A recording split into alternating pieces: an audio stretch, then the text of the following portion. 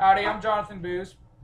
Today I'll discuss why the federal government should not be allowed to pass legislation on gun control. The federal government should not be allowed to pass legislation on gun control due to two reasons: the Second Amendment and the Ninth Amendment. The federal government should not be allowed to pass legislation restricting the Americans the right to own a gun through the Second Amendment. For those who do not know what the Second Amendment of the United States Constitution states, it states, "A well-regulated militia being necessary to the security of a free state, the right of the people to keep and bear arms shall not be infringed." Let's look at two important parts of this statement. The first part, the right of the people to keep and bear arms. This statement gives the power to the citizens that they have the right to purchase and own a firearm. Back when the Constitution was being ratified, the Founding Fathers believed that one day this federal government might become too powerful. The Founding Fathers believed that if they could control access of firearms, then they could take them away, just as the British attempted to do. Now, the second part of the amendment states the right to bear arms shall not be infringed. This statement means that the government cannot break the right for the people to possess a firearm. Now, 2 centuries later, we have an ideological struggle with gun control advocates trying to alter the meaning of the Second Amendment in order to allow federal restrictions on the right to bear arms. For example, the Founding Fathers wrote well-regulated militia, meaning that they need to be well-regulated through training and be effective in battle.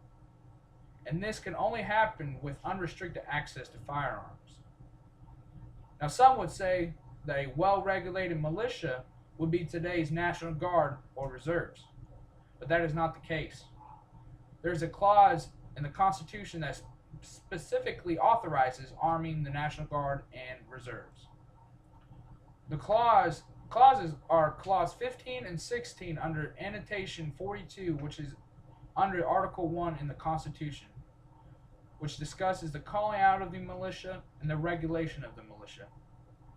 When the Founding Fathers were ratifying the Constitution, they included the Second Amendment to state that the American people have the right to own and possess firearms, and that the federal government cannot infringe that due to the experience that they went through with Great Britain. And they felt that one day this government could become too powerful and the people will need to restore the liberties. Besides the Second Amendment, under the Constitution, the Ninth Amendment, or known as the Enumerated Rights Amendment, can also restrict the federal government from passing legislation that bans the right to own a gun. The Ninth Amendment states, "The enumeration in the Constitution of certain rights shall not be construed to deny or disparage others retained by the people." Some may wonder what the Ninth Amendment means for the United States government and how it relates to the right to own a gun. Well, the Ninth Amendment of the Constitution falls under the Bill of Rights in the Constitution, and it means that all the rights stated in the first 8 amendments are not the only rights that the American people have, but are the rights that they wanted to state that are important.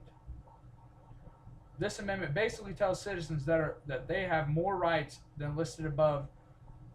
So for those that read the Second Amendment, as it states that the United States needs a well-regulated militia, such as today's National Guard, then the right to bear arms falls under the Ninth Amendment, because we have the right to own any gun we want, because we have more rights than just the rights stated in the first 8 amendments.